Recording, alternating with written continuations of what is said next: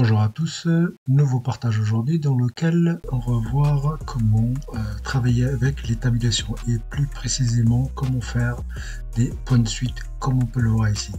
Habituellement sur la suite Office, pour tout ce qui est Word en tout cas, on arrive à les faire facilement et pour pouvoir les faire, on vient donc onglet accueil, le groupe paragraphe et on clique sur la petite flèche ici et on a ce panneau là.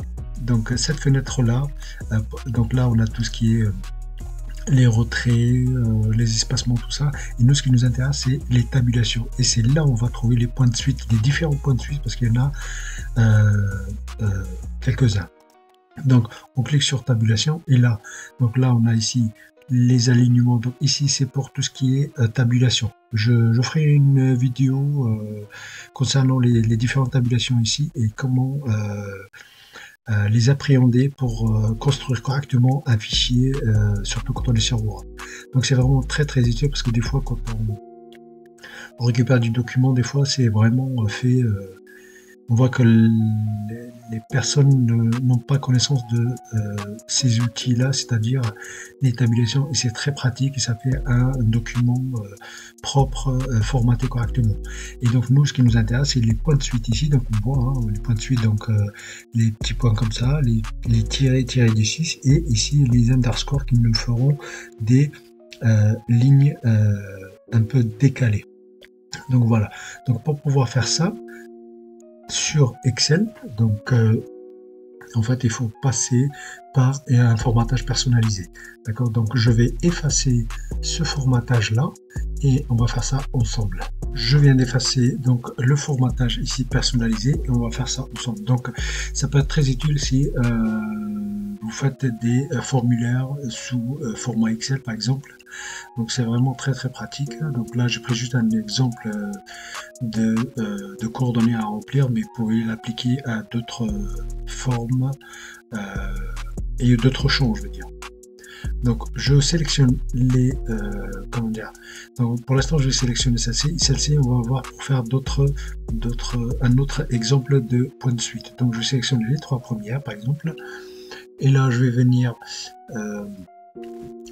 avec le raccourci CTRL SHIFT et commercial pour faire apparaître la fenêtre format de cellule et je vais basculer tout de suite sur format personnalisé et là je vais lui indiquer underscore, le signe de multiplication, donc le fois, le signe de multiplication, et là je vais par exemple moi je vais partir, pour l'instant je vais faire un trait, donc je vais mettre underscore. Donc à partir de là je fais OK et là on a le résultat. Bien sûr le trait il est ajustable, hein. Je peux ajuster par rapport à ma colonne, hein. Si ma colonne elle fait plus, si je veux que, mettons, je sais que des gens ont des noms composés, tout ça, donc je peux ajuster ma colonne, tout ça. Donc voilà, donc ça c'est le premier exemple avec le underscore. Et donc ici on va voir un autre exemple pour le faire avec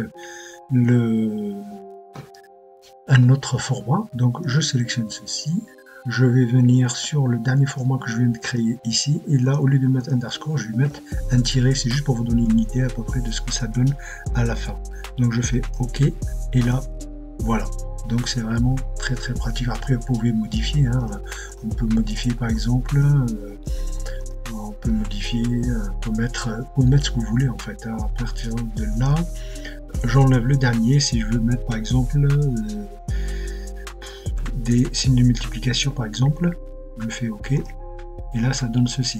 Si je veux modifier par exemple un autre, je vais prendre des plus par exemple, je fais OK et là voilà ce que ça donne. Donc c'est vraiment c'est très pratique des fois pour surtout quand on vient imprimer et tout, c'est toujours mieux d'indiquer là où il veut ce qu'il faut écrire, tout ça, donc c'est vraiment très pratique.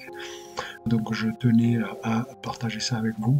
Et dans une prochaine vidéo, on va parler de tabulation sur Word et pourquoi pas revenir sur les points de suite sur Word aussi pour par exemple des formulaires, tout ça. Donc c'est vraiment très pratique. Donc c'était un petit partage sur Excel pour concernant les tabulations et comment faire des points de suite pour des formulaires. Voilà, je vous dis merci d'avoir regardé, merci de liker et je vous dis à bientôt pour un nouveau partage.